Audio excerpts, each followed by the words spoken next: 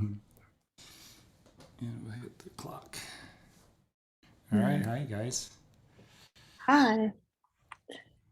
I'm in a different state than Dave is, and I knew we were doing this Two podcast different in states. two different states. Yeah, not at the same time. But yeah, I washed my face. I knew we were doing this, but I got ready for bed. So raw and real, we're keeping it that way every time. Raw But and anyway, real. No editing, yeah, no makeup. We're makeup free. right? We're We have the transparent glow. and vulnerable. Yeah. So you're Yeah, welcome. it's good. It's how we You're welcome. roll. It is how we roll. It's the only way we know how. All right. So What's today? Today is the 24th, I think. 25th. May 25th, 25th. 2022. Yeah, we're almost Show to number. June. We're almost to your birthday days. Yep. Show number 10. We're rounding off right at number 10. So let's do this, shall we? Yeah, let's Let's do do it. it. No more small All talk. right, so share the screen. Here we go. We almost got through a sentence last week or last show. Um, so he kind of gets into like, okay, well, if you know the secret and somebody else knows the secret and you're both bullies, who wins? And it doesn't work like that. Anytime we break a principle, there's going to be a sandy foundation that's going to cause negative results, and we won't be upheld by the law. Yeah. So that prevents, so he says somebody else may find out the same creative secret also. And then by the hypothesis of the case, we should both be armed with an infallible power. Even that right there, armed. It's not like you're armed. It's not like you're, have power to usurp over other people, arming yourself, which that's a negative connotation There around is, that. yeah, there is such a thing as positive armor though to like Yeah. beat yourself up with. Maybe that's what armed with an infallible power. But yeah, that's amazing. And if we wanted to employ this power against each other, we should be landed in the impasse of a conflict between two powers, each of which was irresistible. And so, yeah, I mean, you're taking advantage of somebody. If you're trying to take somebody else out with the power that you have, that's not the law of compensation. That's not the law of love, and you'd be breaking principles right there. It doesn't seek its own. I mean, in a way, we seek our own and joyful living, but never, no harm to anybody. And it may not necessarily add to somebody what we're pursuing and using the principles for in the right way, but it's never going to take from anybody. Would never harm any, do no harm. So, I love how he gets into some pretty deep doctrine on the principles here later on about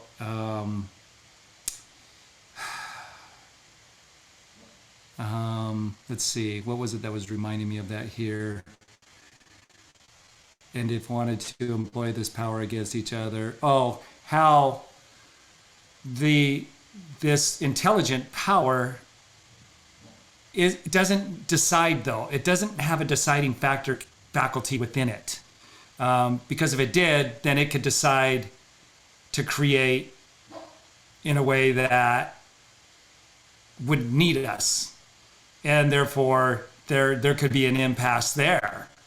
I'm not even going to try to explain it the way he does it. It goes deep, and we'll be able to make more clarity out of it later. But even the creative principle itself, which is the electrons, bosons, quarks, things that you can only see with like an electron microscope,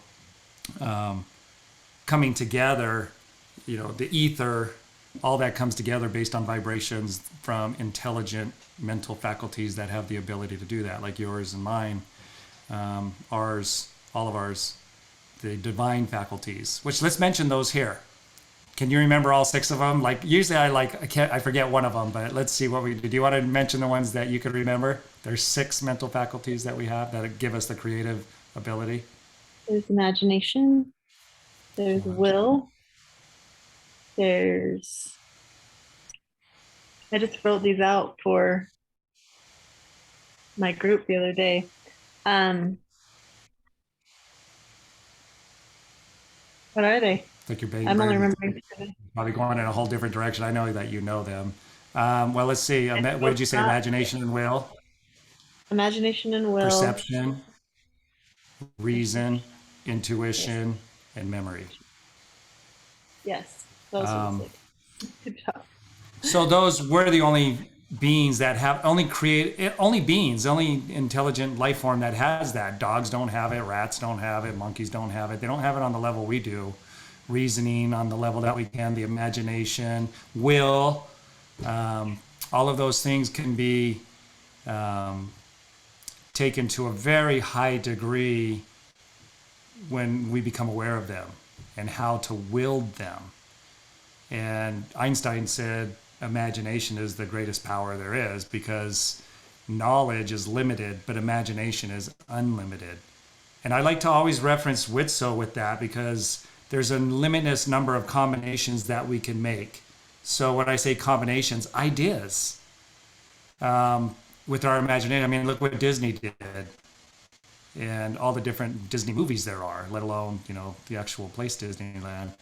All the different songs there are with the combinations of notes that are made from a limitless number of notes that could be played between the piano keys and the guitar strings. There's only six guitar strings. And so all the combinations that can be made and the variations. Like I could pluck it hard or I could pluck it soft and it's still a C chord, but it sounds different depending where I put the emphasis. And with six different strings there's like almost an infinite, how many license plates are there in a state? And they have like 6 or 7 numbers. So these combinations, like we typically limit ourselves to things that have already happened and we just kind of do a little bit of a, maybe put some uniqueness to it. But how many days does it really take to walk through the Louvre in Paris? Depends on if you're just walking or if you're walking to look. And Yeah, you're going to stop and look at each painting. Yeah. There are so many different paintings in there, and yet how many colors are there? Well, there's an infinite amount of colors, but because the way you can mix them. But then there's also a different amount of ways you can stroke your brush, and then so with that, the creative process. Look at nature. Look at the butterfly wing. Yeah. And how many different types of butterfly wings there are, and how many different types of flowers there are. And I still run across animal life and plant life. I'm like, is that for real? Like, that's real. Like, that's a real bug. I've never seen a bug that looks like that. I've never seen a fruit that looks like that. I didn't even know it existed. Yeah. And that's just a small tip of the iceberg. Yeah, we just went to a small zoo today. There weren't that many animals, but at the same time, there were a lot of animals that were just like, just to look at them was like, really? This is like put together this way? And I don't know, they just didn't even seem real. They were just so cute. And also, I mean, Even your circumstances, I just want to, what's that? As you were talking about the Louvre, when you were looking at the paintings and all the different strokes and just even one painting, and it has so many different nuances. And then you think of all the people that are looking at those paintings and the thought process that they're having about the painting. Like you could have, several different people looking at the same painting and have different interpretations of what it might mean or different things they notice, or so that just like opens up the window of possibilities even wider. Like that multiplies by infinity. Just that was really cool to be having that thought process while you were talking. So I just wanted to articulate that. Yeah. Yeah, imagination. Another word that he uses to define that process, which is unlimited, is complexities. Because that's, if you're really sitting down and thinking about things, you can get pretty complex, right? So, or it could be really simple, like what did Jesus say, that the lilies of the field and how beautiful they're arrayed, And Solomon in all of his glory never had that kind of beauty. Um, Also, your circumstances. Like, think of all the different complexities and combinations you can make with being a psychologist, getting your interns out of the way, but I forget your licensing hours. And what are the combinations that you could come up with in your mind, your imagination, your reasoning, your perception, and the things that you've been exposed to by memory, and then putting all of those together using the imagination. You're like, wait a second, I don't have to work at somebody's place that I have to drive to, that I don't want to drive there. There's got to be another way to do this. And then you put together this formulation, this complexity, this arrangement of things that were like, well, you have your own office and you're under the roof of somebody that's giving you those licensing hours while they're mentoring you or whatever, watching, making sure you're doing things right. But then also you're creating your own clientele at the same time. And so that's a combination of things, not just, colors that you'd get on a painting palette, but literally the actions and behaviors that we can do on a daily basis, that like I could wake up and I can take the time in the morning to do my hour of power. I can go on a bike ride and I can come home and work out. Or I could start my day with working out and then do my hour of power visualization, then go on a bike ride. Or I could do my bike ride first. There's all these different combinations. So what am I going to do after that? That's where the dream book started framing things up for me. The dream book that we've talked about before in the past. We'll need to bring that up again. But that dream book had an arrangement of what my conception of my dream life looked like back then. And then adding that to going to a training where Susan Sly said, put all the things you don't want on the left and all the things you do on the right. So now I'm refining and even making even more of a awareness and a cognitive, drawing board of what do I really want my arrangement in my life to look like. Well, let's take being a mechanic out of that and let's just totally put that on the don't want side. And okay, well, what am I going to do if I'm not mechanicking, right? And so there's combinations. And it's this idealistic lifestyle that has certain behaviors and actions that we're doing throughout the day. If your imagination can come up with anything you want. And the awesome fact is there's principles that will back you up in manifesting that. Wow, that's pretty awesome. Some people say, yeah, right. That's what we've done, right? Isn't that what we've done for the last 17 years now? Mm-hmm. It was fun. I got a phone call from our youngest son, Carter, last night. And he was just telling me all the ideas. He has a lot of ideas in his head. And he put all these things together of how, this idea was going to work, and just to listen to him talk. And then he's like, I can't even remember all of the pieces that he was putting together, and realizing how grateful he was for all of the things. And then he's like, and dad and you, and like just all the things that were coming together that were finally fitting into this power pack that was again expanding all of these ideas that he was having and making them possibilities instead of like worries and wishes and things that I can't do. It was cool to listen to him talk about it and just to watch. Well, and yeah, it is cool. It's way awesome, and you can hear the passion behind his voice, and he's doing what kids do, right? Little kids do. But the cool thing is, with us being an example and showing the way, is that as our kids are gotten older, they're continuing to expand that creative thinking and that childlike thinking that children do. But as they typically get older, children in general, they lose that, and they start to restrict themselves to, what do I think I can do? What do people believe I can do? What do I believe I can do? And they end up setting their standards really low or into a protocol that's already been laid out by somebody else, which is limiting. And it takes away that fun and that zest for life that a child has. But it's cool to see our kids that they've done that as they've gotten older. Like they're dreaming more and they start to realize these things that we've been an example of. Yeah. Okay. So complexities. There's any arrangements that you want. to put together. Your license plate says by design. I wish we would have put like life by design, because by design, like people probably think you're like an interior decorator or something when So they're, my you know. sister thought I'm like, how well do you know me? I'm like, no. It was funny, but yeah, You got to it was change a it. fit Let's, with you seven know, in letters. fact, the registration card is right here for your car.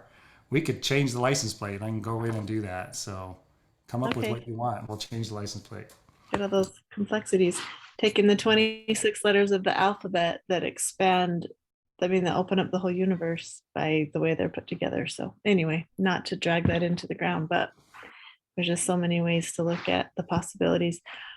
Um, and I liked how you said like the laws themselves don't have the power to decide within them, which adds to the power of us being able to use them.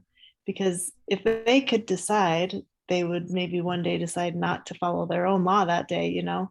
But they do. That's They right. are a law, and so they live up to that law perfectly. And if we learn them and we learn how to use them, and then we, you know, use them according to the law, then we have all of the power. Yeah, it's cool. It's cool. This gets into it, like it actually turns towards that in a way right now. What I was saying I was going to get to, maybe it gets here later on that, but right here, it cannot be antagonizing itself from different centers. So these principles won't cause a conflict between me and Carrie. The antagonizing comes from us and what our ideal thoughts and feelings are going to be. Whether they serve us or not, they're still our ideal ones because they're the ones we cling to. So it's like learning how to remove that antagonizing. That's where the growth comes in. That's the actual growth, is learning how to release the antagonizing within ourselves that's preventing us from having the ideal life that we would like to have. And he goes on to say, it might be coming up here real quick, or it might be later, but if the principles did have that ability to wield with mental faculties, then there might be some antagonizing points between what I'm wanting and what the creative, you know, principles of the universe are wanting. And that's really kind of not really the right way to say it, the creative principles of the universe, because they're not creative in and of themselves. It's the individual. The creative process in the individual. That's the title of the book, right? It's the creative process in us that uses these principles. So even the principles that sustain us in utilizing these principles for good or ill, it can't antagonize itself. It has no say. The only antagonizing comes from us. And even though other people have freedom of choice and they can cause some antagonizing in our life, we could really minimize that in how we frame up our ideal life and the circumstances and the things that we have to deal with. There can still be bad things going on, but they're just not overtaking us. And we will find that there are less and less of those based on what are we trying to accomplish with our lives? What are we focusing on? And why are we focusing on those things? Because we could cause antagonistic things to come into our lives based on what we think might be love. And maybe it is love. I don't know. I haven't really gone down that rabbit hole, and I don't want to go down that rabbit hole, but we can cause antagonizing experiences in our lives based on, again, what we're perceiving as love. And so it can really go down a rabbit hole. But what we want to do is learn how to remove the weeds from the garden. And I like the word. I really liked the introduction of this word. That's how I kind of came up with the whiteboard principle. Whereas we go up the rungs of the ladder, we have a whole complete new whiteboard where we bring only the best things with us from the lower rung to that next rung. And we leave out those things that are causing the antagonizing on that lower rung. And the more we can leave them out through the law of non-resistance and the law of assumption, then we're gaining, we're growing in our ability to have a more and more perfect world. Makes sense? Does that make sense? Yeah, I was talking about this today with a friend and just talking about how some of the difficulties in life, you know, we can get caught up in the what did I do to attract this horrible, terrible thing in my life? And we can get caught up in that and make something be antagonizing, if that makes sense. Because Make sometimes, that be the focus. yeah, because anytime we do anything new, it's going to create a disruption.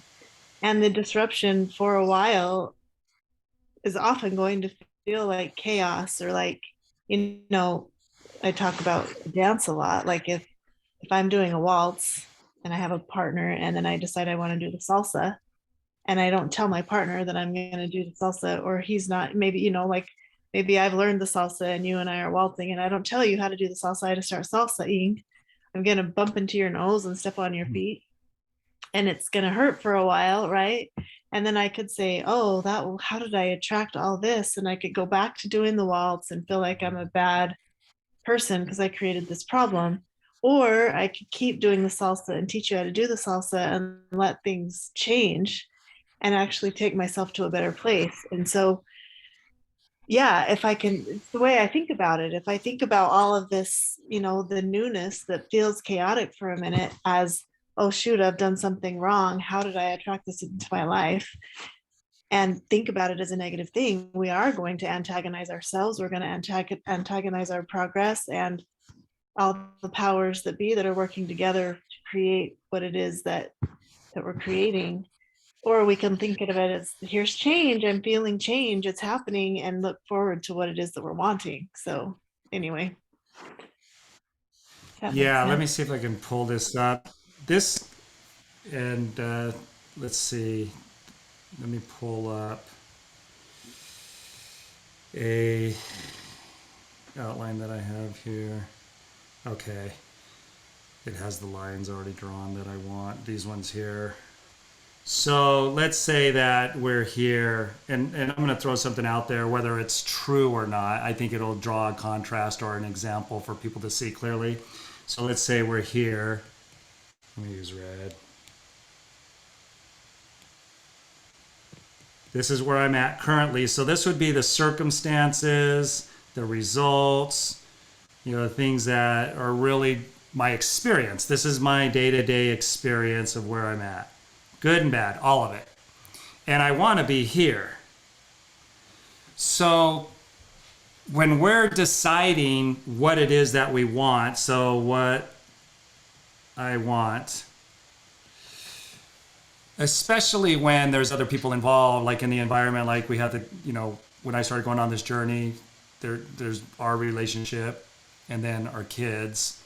And those are the ones that matter the most. And so as I'm creating like my dream book, I want to make sure that as I'm doing that, as I'm finding the things that I want, I'm also being considerate and respectful of those that are around me. So I'm not going to antagonize them, like you're saying, like all of a sudden start doing the jig or whatever when you were doing a waltz or whatever. What was the dance you said? The limbo, or not the limbo? That's where you come to Awesome stay. salsa. The salsa, yeah, that's like Yeah. two totally different types of dances, right? Absolutely. And I do Mhm. see this, especially in the industry that our career is in, where one spouse is going for it, but they haven't really communicated with the other one, and the other one doesn't really know what all that means. And it just like all of a sudden they start doing the salsa when they were doing a waltz. And, Yeah. and so there is some communication that needs to take place. But also, even if there wasn't communication, there's a way of putting that ideal life in a way that could be less and less antagonistic and more harmonious. So we're considering others as we're building this dream life. Like I saw us in a nice home that had plenty of room. That's not going to antagonize you or the kids. That's going to be something that would create more joy, more livingness, right, for all of us as I'm seeing this house. Now, if that house was in the mountains in the snow, like maybe I like to live in the mountains, right? Or maybe I want to move to Tahiti, right? And you don't want to go to Tahiti. I could cause an antagonizing circumstance there. Even so, there has to be some, I don't want to say wiggle room, but like some give and take in that ideal life, because maybe I do want a house on the beach, but you don't. So getting the bigger house, where that house is going to be a part of, building that harmony or lack of harmony. So, and I'm just using a house as an example.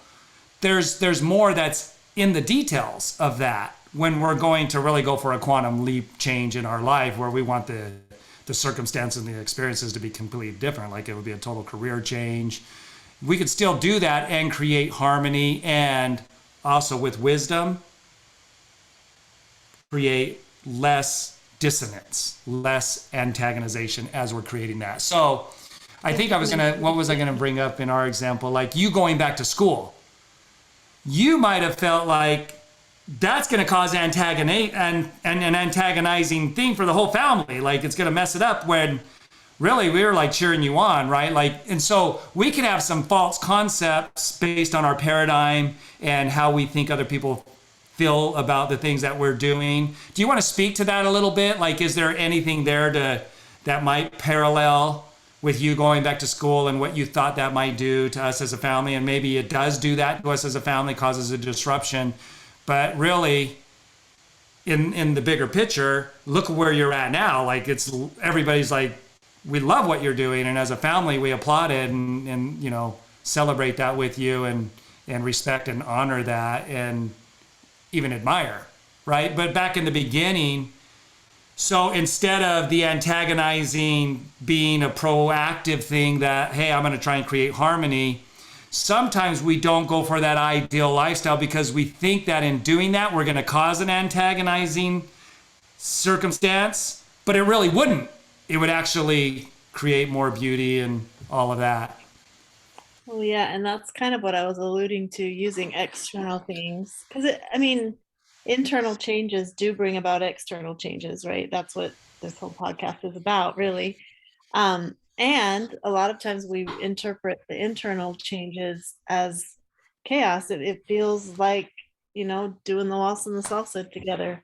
Because, yeah, if back when we first got married, like, I was going to school, and we had an agreement that I would stop going to school until we had raised our kids, or at least our youngest was in school. And that was lots of years later. And so, when it finally became time for me to go to school, and then I enter a classroom and I'm old, I've been married 20 years and have 5 kids, and there's all these young kids, and I'm like, I don't even know how to do school. So that felt, weird inside, and like, do I fit in here? And it just felt like, maybe this is a bad idea. Maybe this is wrong. Maybe this is pointless. Maybe this is just a stupid little childhood dream, and so that's antagonizing. It can feel antagonizing inside of myself. And then, yeah, thinking, well, my family's always used to me being home all the time. They're like, have access to me all the time. They know where I am. I'm always home. And now I'm not. I'm at school, and I have other things to do besides, be at everybody's beck and call all the time. So that's going to cause a disruption, which then maybe that means that it's wrong. So the turmoil that happens on the inside of us, it can feel like it's wrong. It can feel like, well, if this is the right thing and it's going to feel good and easy the whole time, I'm going to have this big, strong, powerful spiritual manifestation that I'm on the right track. And if I ever don't feel that good, warm, fuzzy feeling, then I must be doing it wrong. And that's exactly untrue. So there can be external results that come from that internal turmoil, and it can feel like chaos. It can feel wrong, but most of the time it's a sign that you're actually on the right track. And so again, it's the way that we look at it. I can look at it as, hey, I'm making changes, and things are coming, things are happening. Or we can look at it as, oh, shoot, I'm doing the wrong thing. This is too scary. This is too wrong. This hurts to bump noses so many times, or whatever. Does that answer your question? Yeah, no, it's perfect. It's beautiful. I think this is like we're hitting on something. I don't think we ever hit on this on season 1. That so I'm speaking to the audience in general, if you're like striving to come up with what does that ideal life look like, and you start to work on that, when because you might question, well, how do I know? How do I know that that antagonizing feeling's okay over this one? And when we go as we move forward and we start to work it out on the drawing board, if we know, because you know within yourself when you're doing that, am I intentionally trying to cause some antagonizing? Or is it there may be some unintentional antagonizing? Because there was some antagonistic circumstances that came out when, for the family, as you did start going back to school, because you were at everybody's beck and call. And all of a sudden they're like, where's mom? Like, I need mom. And, there was this turmoil, but it wasn't like you weren't intentionally trying to create that on the family. It's just something that there's going to be some changes here, and mom's going to evolve, and she's going to pour some time into herself. She deserves that. And we could have done this a long time or a lot earlier. I mean, we didn't have to wait for the kids to be in school. I mean, in hindsight, it's like you didn't ever even have to quit school, back in the beginning. So that there's going to be some antagonizing, some dissonance that's going to happen, but it's unintentional. Like you try to remove all of that on the drawing board. You don't draw in, okay, this is where I'm going to antagonize everybody, right? We don't do that. That's just a result of the changes that are taking place. And nobody likes that kind of change. I think there's a book out there, Who Moved My Cheese? Like nobody likes their cheese moved, right? I don't even know what that means, but it's about change happening that people aren't ready for. They don't want it, but it's happening anyways. So there's going to be some dissonance. However, you didn't intentionally write that in and try to create that dissonance and disrupt other people's lives. It was a necessary consequence. So that's how we would know is as we're going through and building like that dream and ideal life that we want to start pursuing. Yeah, I tell people, Because I believe there are some spiteful people who could like, oh, I'm going to show them, and then like they're doing it from the wrong foundation and it's going to antagonize. And they're like, yeah, I love that they're like, they're feeling it. Like I told them, there are people who are like that, and that it's not going to work out, as they're trying to build their ideal life on principles. But just to draw those contrasts. Yeah. It's good to have those contrasts to paint. Like, and usually we bring extreme contrast to show the middle, It's just the middle becomes more clear when the extremes are painted out in like total black and white. But I tell people when I'm working with them and we hit upon the subject, like, somebody's been used to just feeling warm and fuzzy their whole life because they don't want to get out of their comfort zone. And then suddenly they start to realize that my comfort zone's starting to suffocate me and I need to, let myself get uncomfortable.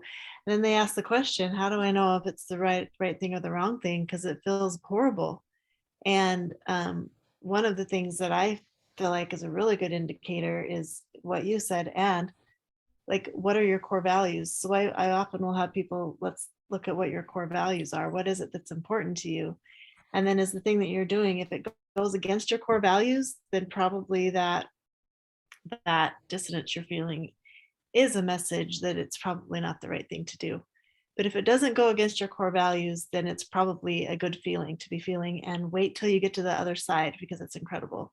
And there are very few things that most people set out to do that go against the core values that they have, because we're motivated by those things that are inside of us at our core, right? So it's just a really big, even in, going back to stories I've told before, when I first started looking into pole dancing, like it was literally so scary for me because, some interpretations of what I thought that might mean, I was like, is this the right thing to do? It just felt like it was, but at the same time, I'm like, am I going against my core values? And then I started really thinking about it intellectually. I'm like, no, it's a pole. And, it doesn't, it's what I choose to do with the pole that could go off course. So it was just, no, it doesn't go against my core values. And it absolutely led me to what it was that I needed in my life right at that point. just a connection to Yeah. myself and to let And myself just so move. people know, I go didn't ahead. I'm sorry, listen. I didn't mean to interrupt. I was just gonna say I had a goal to connect to myself, and that's what my intention was, and that's what I got from it. So looking at things from judgment of what it's supposed to look like, and then judging the way we feel on the inside as a sign that it's right or wrong, we won't get very far, is the point that I was trying to make. Yeah. The progress becomes stifled. We see it in religion, where what do they call it? And we've gone over, so we need to start wrapping it up. But traditions that become more ritualistic rather than heartfelt, and they become more mechanical, and then they become a part of the way we do things. And so when you stepped out of that, and it wasn't like you were doing pole dancing like some people might think of that, like dressing scantily and doing provocative moves. It was more like for you to get in touch with who you are, and it was like a fitness type thing. Like some of your greatest core strength came from doing, that pole fitness. Yeah, So, my course. just so Yeah, people know that haven't heard the whole story, they're like, "Oh, what, is yeah. she going to bars now, like strip clubs?" Uh-huh. No, not Well, that and kind of but it's dancing. that exact kind of language that was going on inside of my head that was really making it I was having a lot of antagonizing things happening inside of myself because of those. I mean, we give something a label, from external means or from core beliefs that are not completely true. So again, I mean, that's a really good example. That's why I brought it up, because the way that I could have interpreted things, and if I had stayed with interpretations instead of really looking at it, on a practical, logical way, I may never have. I mean, and it wasn't my goal. It was a means to my goal, right? But if I never would have explored that, maybe I would have found another way to accomplish the same goal. Um, I don't know though. I mean, it was just a powerful way for me to connect. I mean, I accomplished the goal that I was looking for by doing that, and Yeah, I don't know if I would have in any other way. So again, that's the and it was an point that I was idea that was coming to you too. It was like that intimation that was like many revealing to you. times. Yeah, it came to me And you many resisted times. it in the beginning. Mhm. Yeah, Yeah, it wasn't a rash decision. It was just something that, yes, exactly. So lots of conversations, lots of thought, but the way that it made me feel on the inside, it just it was really a difficult decision. And then, again, just so going back to the original conversation of that feeling isn't a sign that you've done something or thought something wrong and attracted all this horribleness into your life. I mean, you've got to give it time to settle. If you remodel your house and you come home, and like when we um, bought our previous house and we came home, we were renting a house. We decided to buy it and we completed all the paperwork. We walk in, and the first thing Dave does is take a sledgehammer to the cabinets in the kitchen and knocks them all out. And if we could have left it like that, and it would have been chaos, but the chaos created the version of the house that we wanted to live in instead of the version that it had been when we were just renting it. But it was absolutely messy and dusty and uncomfortable, in the beginning. And it's that same kind of thing. We've got to knock down beliefs. We've got to knock down these we have to learn dances besides the waltz if we really want to be proficient at moving around the dance floor. So anyway, yeah. The word I was thinking of, that's and we'll end on this, was stereotypes.